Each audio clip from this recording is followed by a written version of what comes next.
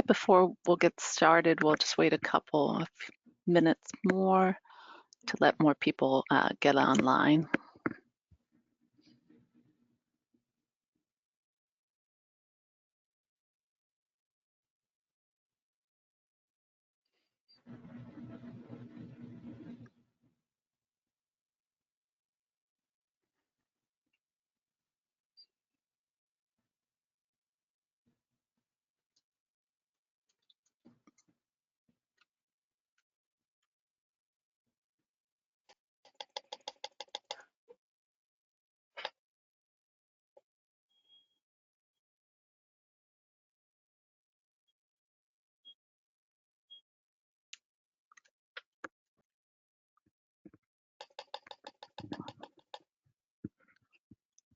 I guess I'll go ahead and get started as people join us and go over some housekeeping items.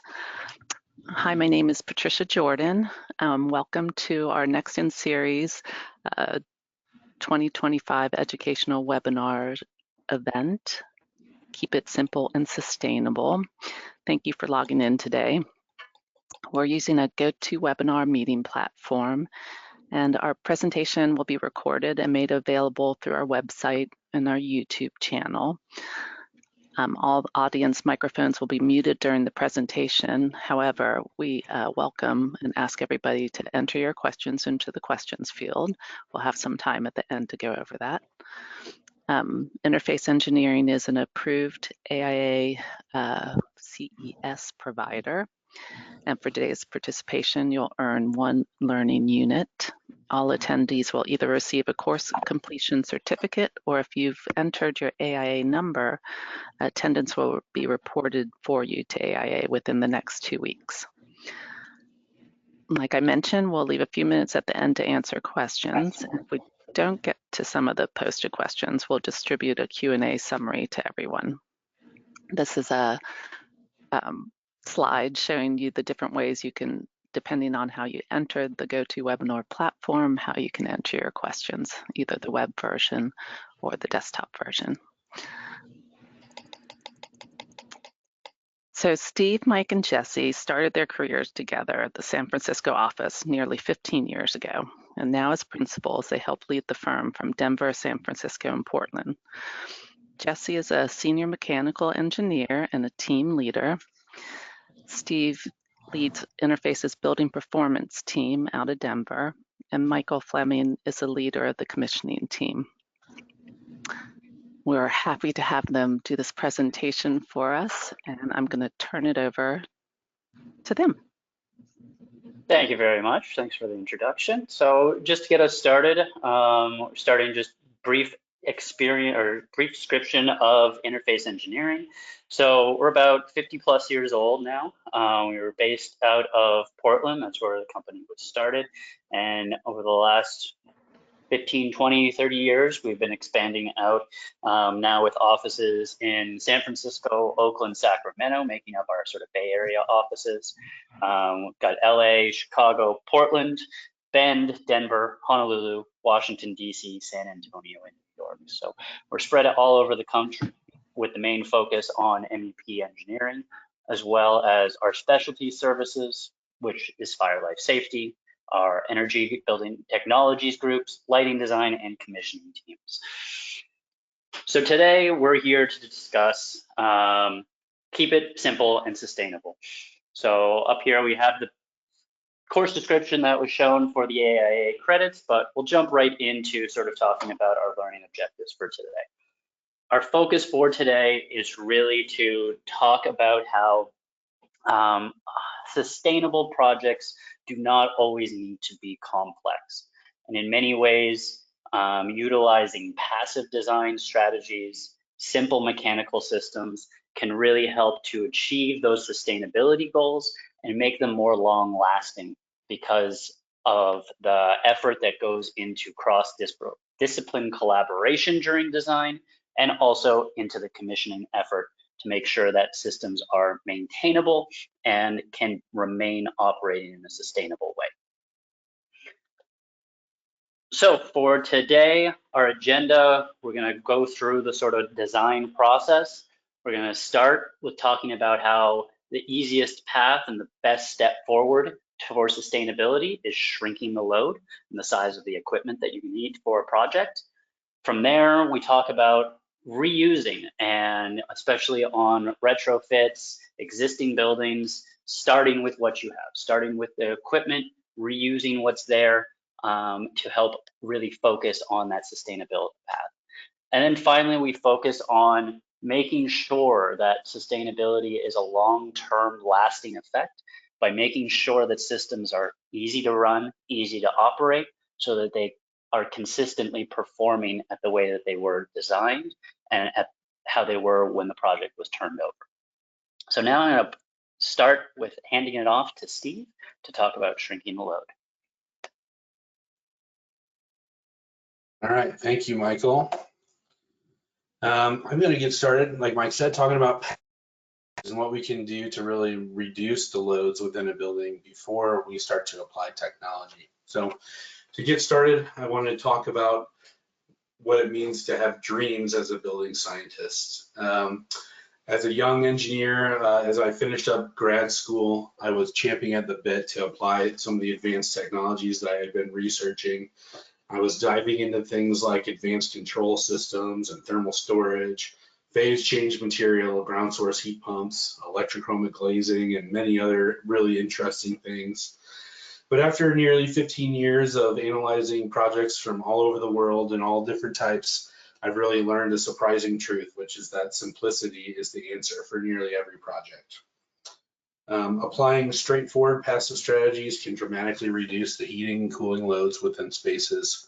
And this really allows even the simplest of mechanical systems to operate very efficiently and can achieve the lofty energy goals like net zero energy or passive house certification. So I have a saying that I like to repeat is that the most efficient mechanical system that you can design is one that doesn't run. So I'm going to talk about a few of my favorite strategies that I've applied on projects that really help to realize that goal of having the systems off as much as possible. So we'll start by talking about the myths versus reality, and you'll see this continue through our presentation. But there's a myth out there that high performance buildings require complex technology and controls. But as I said, the reality is that passive strategies make high performance very simple and straightforward. So we will go through some of my favorite examples that are going to focus on exterior shading, ceiling fans and air movement, thermal mass and natural ventilation, before we hand it off to talk about engineering and the commissioning process and how it all ties together to make a really successful project. So first, to start out talking about solar control. This is really a true collaboration between all the design team members. So the energy analyst, the mechanical engineer, and the architect are all working together to strategize to reduce the loads in the summer, the cooling loads in the summer, which is primarily from direct solar gain through windows and through the facade, and then also trying to harvest that direct solar gain in the winter when it's beneficial, and we can keep our boilers or our heat pumps off more frequently if we were able to capture that solar energy. So this diagram is sort of showing an idealized version of that, where we have extended overhangs or tilted in such a way that we're blocking the high angle sun during the summer, and then we are able to let that sun pass through when it's lower in the sky during in the winter. And of course, this changes depending on which hemisphere you're designing in, what time of year, which month that we're strategizing this for. And of course, the latitude of your project will determine what the geometry of those shading devices are. And so this can be a very effective strategy for keeping the cooling system off as much as possible in the summer. And in the winter, we want to use this strategy in the context of our load calculations, which is not the traditional way that you approach load calcs, which would the traditional way being assuming the building is unoccupied, all the lights and equipment are off, it's the middle of the night on the coldest day of the year. Whereas in reality, if we're analyzing this more carefully and studying the different geometry of shading devices, we can see the heating systems being off or much lower load for the vast majority of that heating period. And so we really want to go, an iterative process between the analyst and the designer so that we're right sizing zonal equipment and central plants equipment so that it can meet those loads in an efficient way, not being oversized for that worst case scenario and then running at a very inefficient point during the occupied times. Another strategy that is similar to shading is utilizing thermal mass within a building. And that's essentially using massive elements like concrete or bricks or CMU products and exposing that mass on the interior of the building. So that could be keeping walls exposed, exposed concrete, or keeping floors uncovered, having carpet, and strategizing that in a way where you could have solar gain hitting directly onto those exposed mass in the winter, and in the summer we're relying on the nighttime overnight temperatures keeping that mass cool and preventing it from overheating during the daytime. So this chart on the right is sort of highlighting an idea of this, comparing lightweight construction like metal framed walls or timber framed walls, and comparing it to a heavyweight construction. And what you see there is that the lightweight construction peaks, the temperatures are first off much higher than with the heavyweight. And also it's peaking earlier in the day, more closely coinciding with the peak outside air temperatures. Whereas with the heavyweight approach, we're shifting that peak temperature out to the traditionally unoccupied times for, say, office buildings or classroom buildings. And then we're allowing the nighttime cool temperatures to remove that heat from the space and reduce that peak load during the occupied times. What this chart is also showing is with and without night vent or night flushing, which is the concept of using operable windows, natural ventilation, or even fan-assisted ventilation to pull outside air into the space when it's cooler and remove that heat that's been stored up in the mass overnight. So one of the benefits of this is that by exposing the mass, you're able to take advantage of the mean radiant temperature or reduced mean radiant temperature, meaning if you have cooler walls and floors surrounding you, they're actually radiating with your body and removing heat from your body directly and from the air for that matter. Some things to keep an eye on though when you're designing around thermal mass, and especially with the night flushing approach, if you do have open windows or open vents of some sort at night, it creates a potential for security risk and for bugs and other critters that could enter into the space. So it's a collaboration again with the architecture team and the ownership teams to decide on what kind of approach is most appropriate for a project to be able to achieve that while preventing those concerns. And then finally, the other thing to keep in mind is about overcooling. There is the potential in certain climates that if you leave the windows open too long or let a fan run too many hours overnight, that the space would be too cool in the morning. So occupants would be coming into a very cold space. And so of course we need to keep an eye on that and manage that risk with either controls or an operation, educating the operators on how to use those vents and systems to be able to reduce that overcooling risk. So natural ventilation is another big strategy that we have employed as a very simple yet effective solution, especially in classrooms. Classrooms are often, their geometry and the size lend themselves well to being able to be naturally ventilated. So this is an example on screen here of one of our projects in Atherton, California, Sacred Heart School, where we used wind-driven natural ventilation and crossflow extensively in these classroom buildings.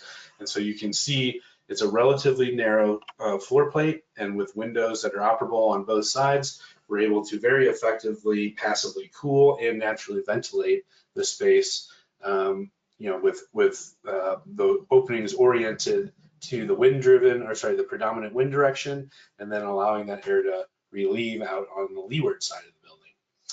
And what you'll see up here on the ceiling are some ceiling fans, which combined with natural ventilation can increase the air movement within the space, which we'll talk about a little bit more coming up, but really expand the times that we can keep compressors off avoid the mechanical system running, but keep a very comfortable space.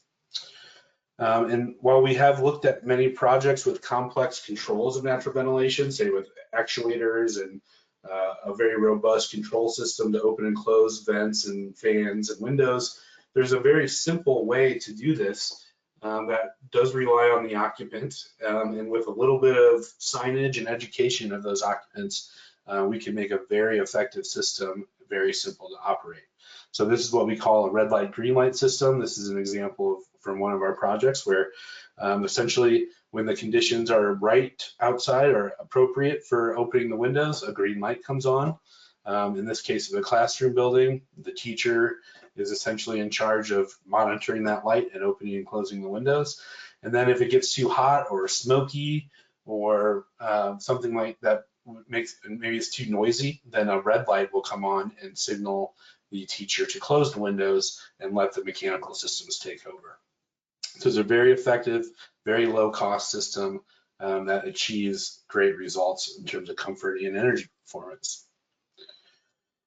And so just to kind of quickly review your options with natural ventilation, there's your traditional operable window in the upper right, but you'll see this is actuated. And so let's say the window is up high and it's inaccessible. You could have a motorized controller actuator on there to open and close it. Or something as simple as just a manually operated window. We can use things like operable louvers, and they can even be glazed, so to allow daylighting to be still a part of the strategy without blocking that available light when the windows are open. Trickle vents are another option down here in the lower left, which if there are security concerns or critter risks that we talked about with night flush, we can create very small openings on all of the windows and allow air to pass through without creating water intrusion opportunities or any other risks that come along with having an open window. And then for other particular space types, maybe high volume spaces or spaces that are landlocked within a building, we can use roof vents. And so operable skylights are a great option, again, for allowing daylight deep into a floor plate, but also getting that ventilation pathways. Operable louvers that can be motorized or manually operated. This picture in the bottom right is from one of our projects in California that has an atrium, like central atrium, that uses natural ventilation. So we're relieving that pressure out of the top of the atrium, taking advantage of stack effect. And then there's devices like wind catchers on the left side of the screen, which if designed properly, we can orient them into the predominant wind direction to allow air to come into the space and then relieve the warmer stale air out as well on the leeward side. The one in the middle, the upper middle, is a wind-driven vent. So as the wind spins that device, it actually is creating some negative pressure in there and is more actively drawing air out of the space. So another very effective use of natural ventilation. And so I wanted to talk about how we simulated and prove out our concepts a bit for natural ventilation. So we use a tool called ISVE, which is an annual energy simulation. And it allows us to get really granular information and strategize our designs and control sequences for natural ventilation by modeling a range of different window types or operable vent types. So this image is showing this project has a combination of operable windows and fixed windows and natural ventilation terminals, which are shown as NVTs. And so each of these windows or vent types or opening types have a different intended purpose. So fixed windows are there obviously for your typical aesthetic, allowing daylight in the space and views out of the classrooms. NVTs are there to allow for overnight cooling for night flushing without having that security and critter risk. And then of course we have operable windows as well, which can be manually operated by the users. And the other amazing thing about ISVE is that it allows us to quantify at any given minute in the simulation the airflow. So the numbers and arrows on the diagram there are showing you the direction of flow and the CFM, the cubic feet per minute of air going in and out of every different vent type. And so we can use this in a very granular way to strategize those control sequences and really predict the thermal conditions within a space. And we can give feedback to say, well, 80% of the year we'll be able to use this strategy. The other 20% will need to be using mechanical systems. We can also then quantify the energy savings associated with a system like that. So this is showing from that project comparing a fully conditioned classroom space versus a mixed mode system where we still do have backup mechanical systems, but you can see dramatic reductions in the cooling energy, the fan energy, and even some of the pumping energy associated with that. So the next concept I wanted to talk about is air movement and fans, and this is by far my favorite design strategy to recommend for projects because it has so many amazing benefits that come along with just such little cost associated with adding ceiling fans to your space. And I should say it doesn't have to be ceiling fans, it could be sidewall mounted fans, or you're seeing some examples on the right there of fans that are integrated into drop ceilings or just hung directly from ceilings like in a gym or an auditorium, for example. So we can use fans in both seasons or really all throughout the year. Probably the most obvious situation that comes to mind is in the summertime, the cooling months, when you want to increase air movement throughout the space to make it feel cooler than the thermostat may actually be reading.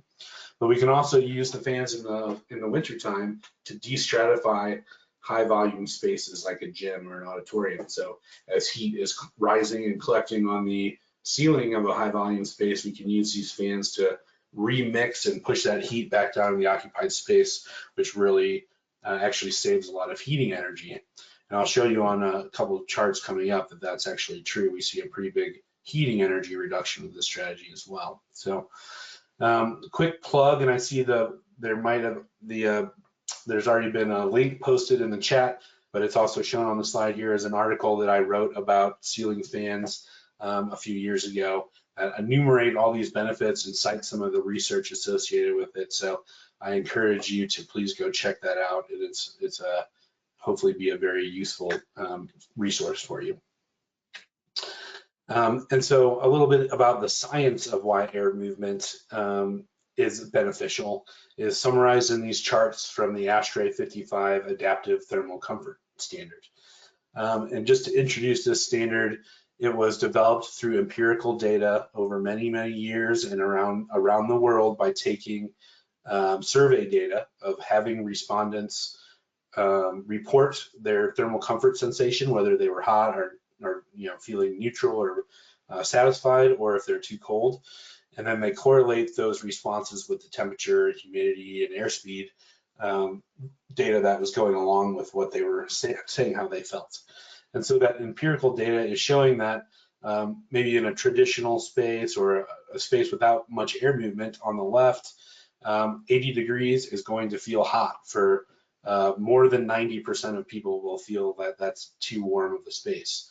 But the chart on the right is showing that same 80-degree data point, but assuming an increased elevated airspeed within the space. And now that the data is showing that about 80% of people will actually report feeling thermally satisfied with that condition, as long as they have control over the airspeed, they have the ability to change, wear the right attire for the weather. They have the ability to modulate their solar gain so they can pull shades down if it's too sunny. And some of those factors that goes into the adaptive method. And so that is what the science tells us, is that people are actually accepting of a much higher temperature in their space as long as they can have air movement. And so I wanted to talk about one concept that we've been employing on our projects, which is called ceiling fan integrated cooling. And the idea here is that we use ceiling fans as the first stage of cooling. And so at 74 degrees, your traditional cooling set point, we turn the fans on automatically controlled by the thermostat, and they start ramping up faster and faster, increasing air movement until you get to another higher set point, say 76 or 78, when the mechanical system kicks on and holds that temperature from going any higher. And so this is an example on the left of a project where we looked at this and we saw pretty dramatic energy savings associated with just that 4-degree set point increase. So reduced cooling energy in fans, which are pretty obvious, but we also see heating energy come down pretty significantly because we have less reheat associated with unnecessary cooling that we didn't need. And so perhaps another more important benefit is that the peak cooling load is reduced by 20% with that increase in set point. And so that can lead to much smaller systems, mechanical systems, compressors being required. We can even see gains, or well, reductions in the height of the building as the 4-to-4 necessary to route ductwork and piping is reduced. We can take that space and reduce the height of the building, which is a huge savings in embodied carbon and first cost. So, and then one final thing, if we're operating much more efficiently and we have a net zero energy goal, we can potentially even downsize our PV system, which leads to substantial cost savings. A really amazing strategy that really creates a much more comfortable space and saves a lot of energy. I'm going to close out by quickly going through a passive design case study that we did in Hawaii a few years ago, where we were tasked with trying to come up with measures and quantify the impacts of those measures without adding air conditioning to spaces. So we were looking at an elementary school building that was built in the 50s and did not have air conditioning, and what could we do to those buildings to make them more comfortable to be in. And so we looked at reflective coatings, and this is actually an image from that site walk that I did on that project, where we're seeing that having dark colored walls actually really exacerbates the problem of overheating by trapping and absorbing more heat from the sun into these concrete massive walls. And so we see a nearly 15-degree delta in the white and the blue, dark blue colors purely from the reflectivity and the absorption of solar gain into the walls there. We looked at adding building shades, a very simple measure to just extend shading devices to prevent that solar gain from hitting the walls. And then we studied night flush and how we could remove that heat that was trapped in the walls, as you saw in the first image there, as part of our strategy. So just quickly going through this, we have a visual way to quantify the overheating. And so the upper picture is showing the baseline model or the conditions that we found the buildings at. And so we see very substantial number of hours of overheating throughout the building, some worse than others, but we're looking at 300 hours or more in some cases that and that's of occupied hours that the spaces are overheating. And so going down the images here, we see the white walls was actually amazingly beneficial for reducing the overheating hours by about 60% of those hours are reduced just by painting the walls white. Building shades, not quite as effective as the white walls because we're still getting other gains that aren't quite controlled with the shading devices, but still a pretty meaningful impact. And then again, with night flush on the bottom one, we're seeing again very substantial reductions in overheating by just removing that heat passively by leaving the windows open at night. So some very simple strategies that have pretty big benefits to the way a space is experienced. And so with that, I will hand it over to to Jesse, and he's going to talk about the design side of this approach. Thank you, Steve. So we just heard about the importance of shrinking the load, and that's a really critical first step. But once the load is smaller, the question becomes, how do we serve it? My name is Jesse Agosta, and I'm going to spend the next few minutes trying to answer this question. When I first thought about what to focus on in this webinar, my mind immediately went to new construction projects. These kinds of buildings often give us more freedom to employ interesting strategies like what Steve just described for simplicity and sustainability. It's very easy to add in ceiling fans and or shading for everything if you're designing from the ground up. And as time kind of went on, though, I started reflecting and realizing something really important, that, well, new construction is exciting. Most of the built environment is already here. existing buildings represent the greatest opportunity to reduce emissions and improve comfort. While there may not be as much glamour or prestige or awards in it, if we only focus on new projects, we're missing where the real impact lies: retrofit work. So why retrofit? Existing buildings account for about 40% of US emissions. And that number goes up even higher in cities thanks to the addition of concrete and steel and aluminum that makes up a bigger percentage of the buildings. And the vast majority of today's buildings will still be standing in the year 2050. Yet, a tiny fraction of existing buildings see deep retrofits each year. There are some amazing benefits that are available to us through a retrofit. Due to the reuse of existing building materials, retrofits inherently generate less embodied carbon than new construction, with studies showing that retrofitting existing buildings can reduce total building emissions in excess of 50%. This means that the clearest path to meeting our climate goals is through retrofit work, which brings me to our second myth of the day. There's a common belief that the best path to sustainability is through new construction. The reality is our focus and energy are misplaced if we only focus on the shiny new buildings with the latest technology. With that in mind, I'm going to focus this presentation on how to simplify the retrofit process. So what does this process look like? It usually follows a spectrum of options. In the bottom left, for a low complexity, low cost option, can we reuse what's already there? Maybe implement smarter controls? If not, we move over to the higher cost, low complexity option. Can we replace in kind with more efficient versions of whatever systems are in need of replacement? Or we go a little higher in complexity and we could look at a hybrid or partial upgrade. Maybe that's the right fit. And lastly, we can look at replacing the system altogether. This decision framework helps us to focus on the lowest carbon, most cost effective step first, rather than jumping just straight into a replacement. So with that said, I want to go through an example project of a retrofit. The lessons here may seem focused on mechanical systems, but they can be broadly applied to all retrofit work. This is an example of a project with two stories to tell. In both, there's an existing building with an aging heating system that needs to be upgraded. In one story, the design team follows the status quo. In the second, they follow the simpler path. Let's start with the business as usual approach. Wow, the easy button. In this case, the design team decides to press the easy button. After all, they've successfully replaced boilers many times before. So what does the easy path look like? Let's go to the next slide, Steve. In order to answer that, we have to define who that easy button is for.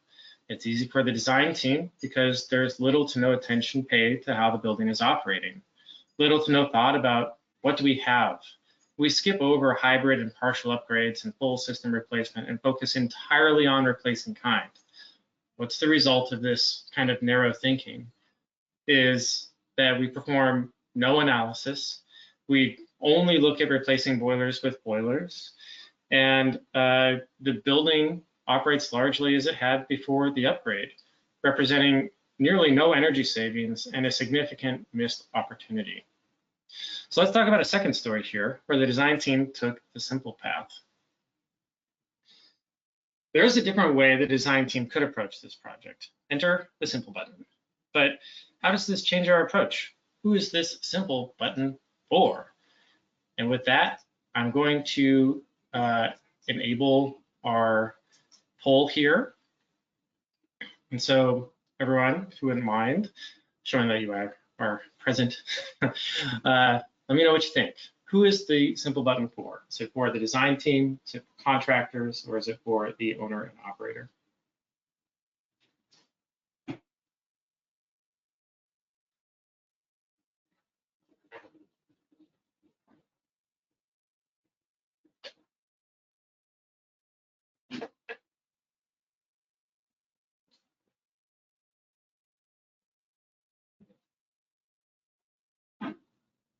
Looks like nearly all the votes are in. I'm going to go ahead and close the response here, and we'll see if this shows the answer. Okay, so the results were about 20% thought the design team, contractors for 13, and the majority of people thought the simple button is for the owner and operator. And so I want to come back here to the slides. The correct answer is that the simple button is for the owner and operator.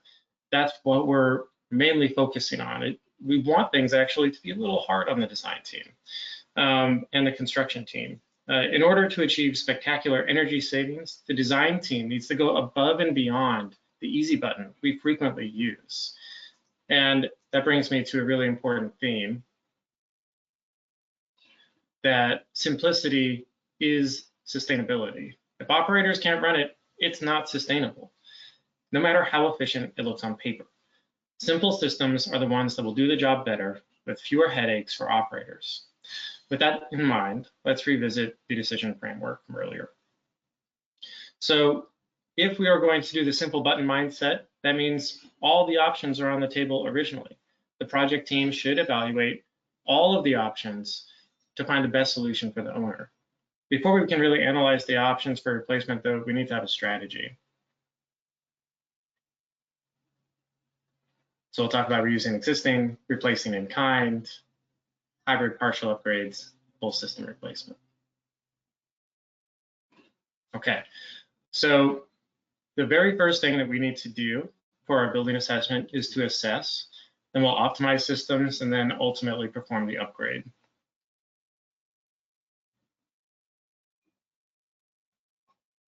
So let's start with the assess. Next slide. I'm a really big fan of Apollo 13, the movie. With Jim Lovell's recent passing, the movie was just really back in my thoughts as I was putting this presentation together. There's this scene where the spaceship is badly damaged and NASA needs to find a way to save the crew. The director's attitude is a great analogy to what we as architects and engineers need to focus on. So let's do that. So we are going to reassess the building by redoing all of the load calculations for all rooms and zones in the whole building. After all, if the boiler plant is 30 years old, the calculations that supported that sizing in the first place are at least that old. What is often found is that the calculation methodology is quite outdated and most boiler plants are drastically oversized. After the initial load calcs are finished, a thorough trend analysis should be done. In that trend analysis, we are looking for zones that frequently don't meet their set point, are over or undersized, and that could be benefited by changing out a terminal unit or reassessing airflows to the zone.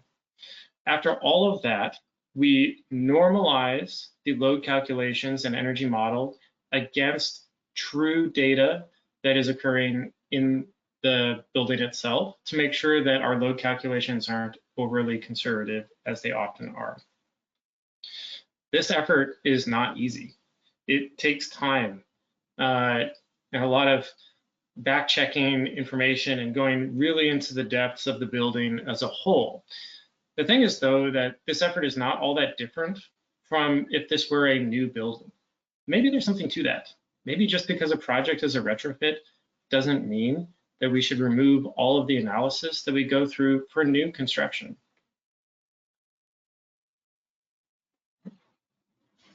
All right, yeah, let's go to the next slide. So, Brother Steve, and one more. Let's go back into optimizing the systems. So now that we understand what we have, we can move to the next phase where we optimize the systems with the mindset of the decision framework for retrofits. And let's talk about optimizing our systems. We can do a full replacement, a hybrid, or an in-kind. I wonder what the right one will be.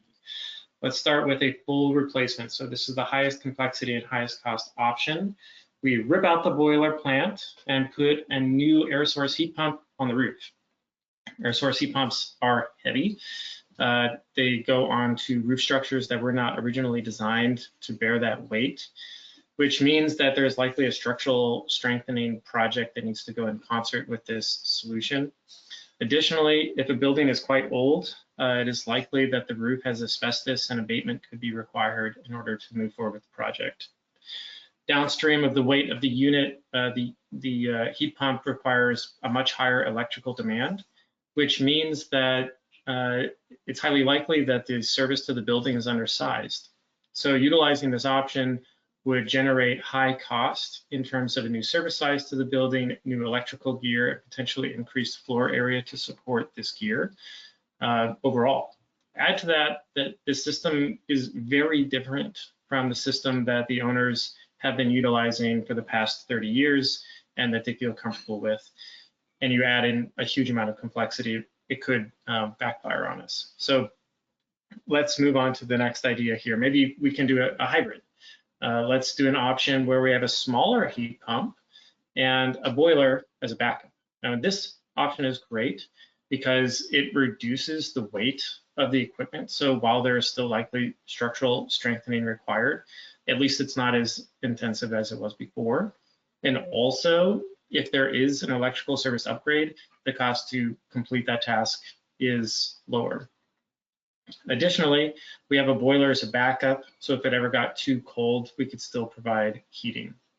The only problem remaining is that heat pumps in general can only generate a low temperature of water, whereas most older buildings relied on really hot water to meet their demand. So with full replacement and hybrid options, a replacement of existing heating coils throughout the building would also be necessary in order to use a lower temperature.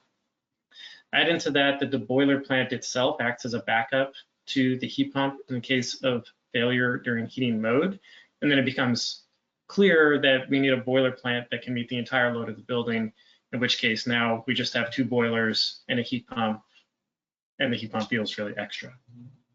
So the final option then is a in-kind replacement where we replace the existing 2 boilers with 2 more boilers. And I know at first this feels like, wow, they just did the same thing that the first story did, where we replaced a boiler with a boiler. In this case, though, the boilers are correctly sized to their true load, which means the plant itself is downsized, leading to savings that becomes available for us to save money on the project or to use in other ways to make the building ready for a heat pump in the future. That could be as simple as changing out a couple of coils that were not properly sized, or moving forward with structural strengthening or other items that are allowed to us in the budget. Now we've analyzed all of the options, we can go to perform the upgrade that is best for the user.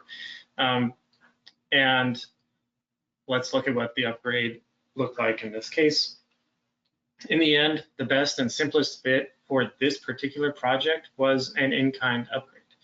The decision isn't just about efficiency, it's also about the operator capacity. How able are they to actually operate the equipment? How reliable is the solution? And are the operators able to operate and maintain the system long-term? In some cases, the most sustainable option is the one that operators can actually run well, even if it's not the flashiest technology. So in the end, the story of 2 design teams both ended with an in-kind replacement. However, this simple button approach applied to strategies we often employ on new construction, which allowed us to right-size the equipment, utilize savings to move the building closer to allowing a heat pump or electric option in the future, and also give the owner a system that will perform at a very high level. So here are the big takeaways. Retrofitting is our single largest opportunity for carbon reduction. Simpler systems aren't just easier to operate, they're often the most sustainable choice in the long run. Sustainability isn't about adding layers of complexity, it's about making buildings that last and making sure they can actually be run effectively. That's why we say, start with what you have. And with that, I'll hand it over to Mike, who's going to show how commissioning and verification ensure these retrofit strategies actually perform as intended. So throughout this presentation, we focused on making systems right-sized, on shrinking the loads, on doing everything we can to implement passive systems. The final step is making sure that the way the systems will operate are easy and maintainable for the operators to actually use. So for this to start off, I'm going to go back to that original example that Steve talked about earlier with using windows for passive cooling in a red light, green light system. On one project, this might seem like a very simple design that can be implemented with ease without complex controls, relying on the teacher to be able to react to that green light system to open the windows, or having the students do it, or anything like that. However, applying this in the wrong situation could result in no one taking that leadership, not having that sign there to tell someone what green light and red light mean. And in that case, we lose the effectiveness of this measure if windows don't get opened. And then we end up with stale air or uncomfortable temperatures, or else whistling noises because air isn't doing what it's supposed to in these situations. So the final step in ensuring that these systems and all this work that goes into the design is to ensure that the design and the operation is right-sized for the operator themselves. And that leads us to what we'll say is myth number 3 of our group today. And it's that commissioning is just testing at the end of the project. And while that is a large portion of what commissioning is, the reality is that commissioning starts right at the beginning of the project and is the foundation for long-term sustainability, because it ensures that systems are designed and installed with the operator in mind and with long-term savings in mind. So this starts right at the beginning, right early on in design, when the focus is to ensure that from the very beginning, design is focused on that operator, to ensure that we're getting that early engagement from the building operator and make sure that we're getting their feedback, since they will be the ones who are responsible for maintaining and operating the building. Having that engagement and that sign off from them early on can be the difference between lasting savings or else problems that an operator inherits. Many projects, many operators will take on projects and take on buildings and get involved right at turnover.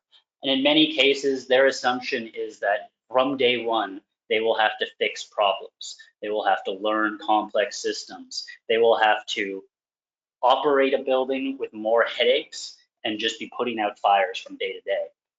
But the focus of a well-designed, sustainable project is to ensure from day one, the operator has easy to understand sequences, that equipment, actuators, devices are accessible and easy to operate and maintain, that controls points are labeled logically so that someone can understand what they're actually doing, and that from day one, there's an ongoing training plan put in place to ensure that they understand how to operate the building.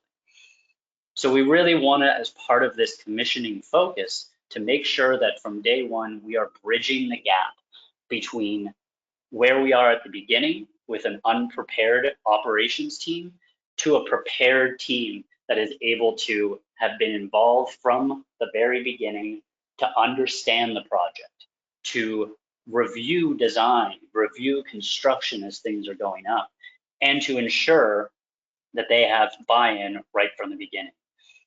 So I'm gonna, once again, quickly throw up a quick poll here and ask anyone on the line here, have you ever worked on a project where the design team was involved in providing operator training, either during construction or at the end of the project?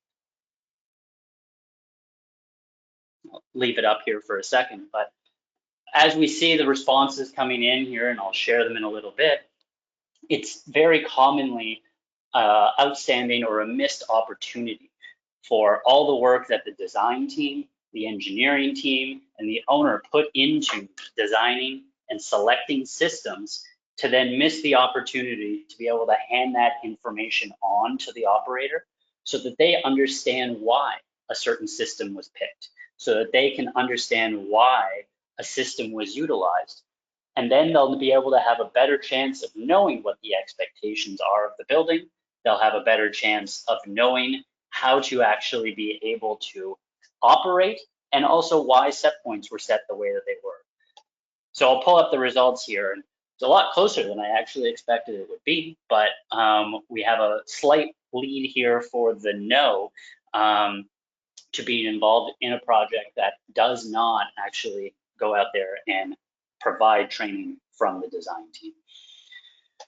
So how do we do through this? And this starts very early on, as I said, is making sure that we're handing over lessons learned from previous projects, whether those be from the design team or whether they be from the operator themselves, to ensure that they're not inheriting a project that has the same problems and issues that happened on the last projects that they worked with.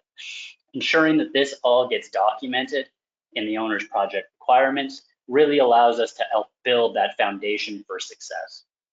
We carry this operator involvement into the design phase, and making sure that as we are putting together contract documents, putting together specific specifications, that we are putting in language that is right sized for the client, right sized for the operator, and making sure that the training is outlined right from the beginning on who needs to provide that training, on estimated durations for that training, and making sure that it's not overly complicated, but also not undercomplicated for the operators that will be using the systems.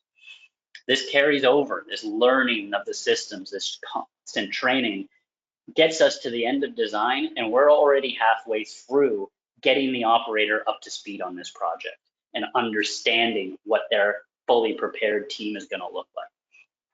So then we roll into our construction phase, and the focus is making sure they're getting their eyes out onto the systems. They're seeing behind the walls, above the ceilings before they go in, so that they have a true understanding of how they're going to be able to operate and maintain these systems. They can bring up opportunities early on, whether it's access issues like that photo here of a flow meter that if it ever fails, being able to access it and do maintenance to it will be very difficult above this very crammed ceiling space. And that way, if there are issues, they can be addressed before it's too late, before the ceilings are in, before the project is almost done. And then that leads us to that final component, which is what most people assume is all that is part of training, but it's making sure that they then get the final training in the pieces of equipment, in the systems, but ensuring that it's documented, ensuring that there are materials, videos, recordings of it, whatever it is, so that that training can then go back and be referable, so that training can be looked at by future operators. Way too many times we've seen it that on the successful projects, we've gotten the operator involved very early on. They've been involved throughout design, throughout construction, and then a month, 2 months later, they leave the project. And now we have a building with a brand new system, and we need to then try to educate a new operator in all this back history, losing all this institutional knowledge in how the building was designed and operated beforehand. And we face this challenge of not having that material. So making sure that this documentation is available and that that ongoing training plan exists is how we ensure the long-term sustainability goals and savings are maintained as the project goes forward. So I'll hand it over now to Steve to wrap us up. All right, thank you, Mike and Jesse, that was great. So just to close us out, I wanted to share this, just recap a little bit and share our final thoughts. We started looking at our projects through the lens of an energy analyst, which we think is the foundation of high performance design by reducing the demand before we apply technology. And then from there, we looked from the engineering perspective and talked about adaptive reuse, retrofits, making the most of the buildings that we already have. And finally, from the commission viewpoint, we saw how ongoing feedback and collaboration ensure that what's designed and built actually performs as intended. Without that, all the planning and modeling efforts can fall short. So each of us has our own unique views. We look at projects through a different lens, but when you bring these perspectives together, the result is more energy efficient buildings, more comfortable for the occupants, and projects with the smallest possible carbon footprint, which is our mission as a firm. So I want to thank you all for joining us today, and we do have a minute or two for some questions, so please either unmute or type your questions in the box and we'll try to answer them. So thank you again.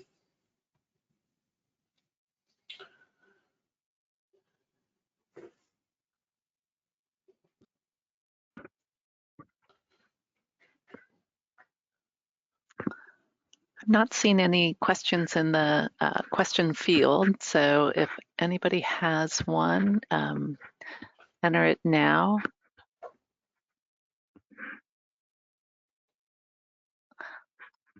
You guys did such a great job. There's no questions. So thank you so much for participating in today's webinar. We hope it was informative. And if you have any suggestions for improvements, please send us a note. We'd like that. Keep a lookout for our next webinar, Digital Electricity, Not Your Grandma's Distribution System, which will be happening in September. We thank you so much and enjoy the rest of your day. We did have one question pop up from Troy. He asked Fantastic. who writes the training, which I think is for Mike.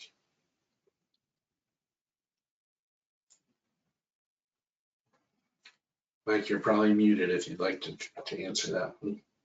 Sorry, yeah. So who writes the training? I think that can be many different people. I think on typical projects, training is included in the project specifications as a very contractor-focused item, that whether it be the installing contractor or the manufacturer themselves, leading the training with a focus on the equipment.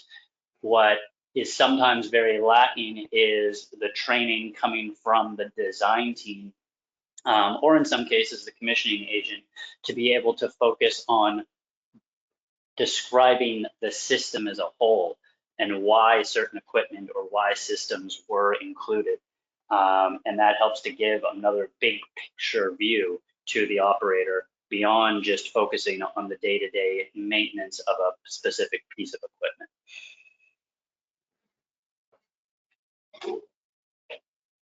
Hopefully that helps answer that question.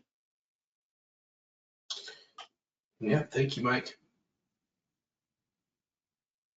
All right, since there's no more questions, I think we will, oh, wait, one more might have just come up. No, they just said, thank you for the very informative presentation. Thank you very much.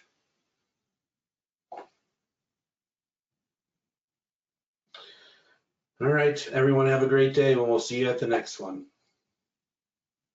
Thanks all.